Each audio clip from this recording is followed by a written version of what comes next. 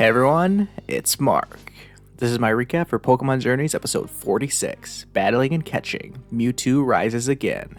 This was the 1131st episode of the Pokémon anime.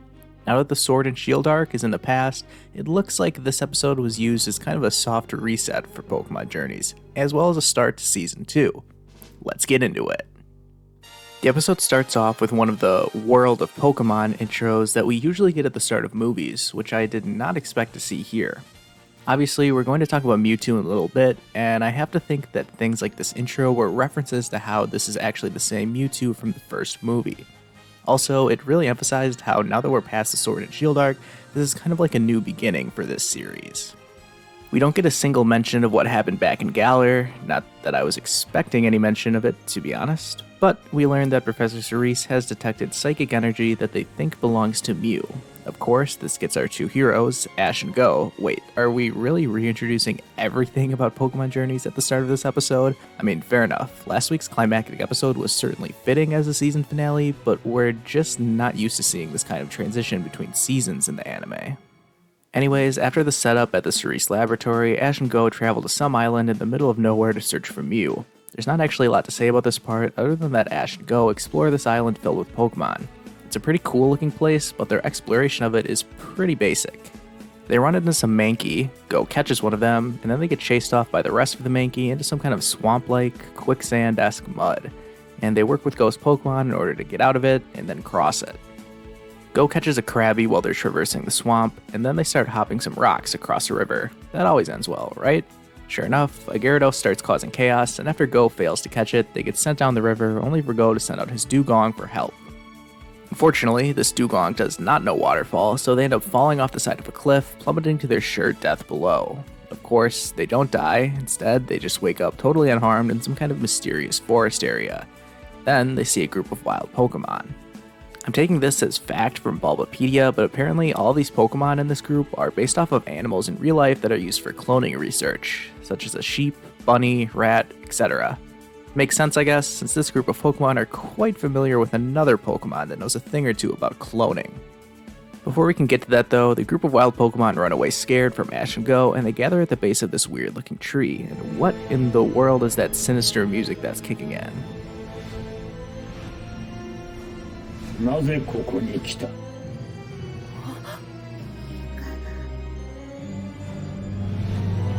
Ah, here we go. We're halfway through the episode by now, but it's finally time that Mewtwo reveals itself. Its telepathic voice is the same voice actor from the first movie, so we can only assume that this is the same Mewtwo from Mewtwo Strikes Back and Mewtwo Returns. To that point, Ash actually recognizes Mewtwo, which could very well be because of their previous meeting. Mewtwo gives no reaction to Ash recognizing it, so we don't get the 100% solid factual confirmation that Mewtwo and Ash remember the last time they met in Johto, but it's still fair to say that this is the same Mewtwo as back then. I mean, think about it. Would Mewtwo strike you as a type of character to let its guard down and jump for joy after seeing an old friend? It's not even like Ash and Mewtwo are friends anyway. Mewtwo just finally tolerated and trusted Ash by the end of their last meeting. Let's get back into the action going on in this episode. I'll continue that Mewtwo discussion in the review portion of the video. And if you thought the most important part of this episode was going to be Ash and Go actually battling Mewtwo, you're wrong, because the most important part is actually this dialogue they have before the battle. Go's energy sensor thing is going crazy in the presence of Mewtwo, so he asks out loud if Mew could be near. Mewtwo questions him about his search for Mew, and Go explains how his dream is to catch every Pokemon leading up to Mew. Mewtwo asks him what catching every Pokemon has to do with Mew. Hey, that's actually a really good question, Mewtwo. I don't really know either why Go wants to catch every Pokemon if the one he only cares about is Mew. Go's answer is actually really good, as he explains that to catch a Pokemon is to understand it, and that he wants to catch all sorts of Pokemon in order to learn more about them, because if he can understand every Pokemon, then he can reach Mew, because Mew holds the genes of every Pokemon. Oh, wow, that's actually pretty deep. Didn't expect that out of Go, to be honest, but it does give a good explanation about what Go's motivations are behind his dream to catch Mew, and we hadn't really heard him spell it out like that before. Then, Go changes his tone and challenges Mewtwo, saying that it too is a Pokemon, and therefore, he wants to catch it. This kind of throws Mewtwo off guard at first, and I have to give credit to a tweet that I saw that I think nails this situation perfectly. Go calls Mewtwo a Pokemon and wants to catch it, and the reason this surprises Mewtwo is because for all its life, it struggled with the fact that it was created by humans in order to become the strongest Pokemon, and it never truly felt like it belonged alongside other Pokemon. Wow, again, we are getting so deep in this episode, and I did not expect it. After Mewtwo points out that it was created to be the strongest Pokemon, Ash chimes in that he wants to battle it in order to help reach his dream of becoming a Pokemon Master. After hearing these two trainers pour their hearts out, Mewtwo accepts their challenge, and, well, things do not go so well for Ash and Go. Yeah, long story short, Mewtwo absolutely dominates this battle, easily deflecting Cinderace and Pikachu's attacks before nailing Pikachu with a Shadow Ball. We get to see a team up between Cinderace and Lucario, which is pretty epic, I'll give it that much, but the result is still the same. Mewtwo is just too strong. Our heroes do not give up easily though, and we get to see Lucario and Cinderace's full movesets at work. After their dual evolutions in the last episode, it seems like Lucario's moveset is Force Palm, Double Team, Reversal, and the only change being Vacuum Wave is now replaced by Aura Sphere. As for Cinderace, it has Quick Attack, Blaze Kick, and I'm assuming Pyro Ball has replaced Ember.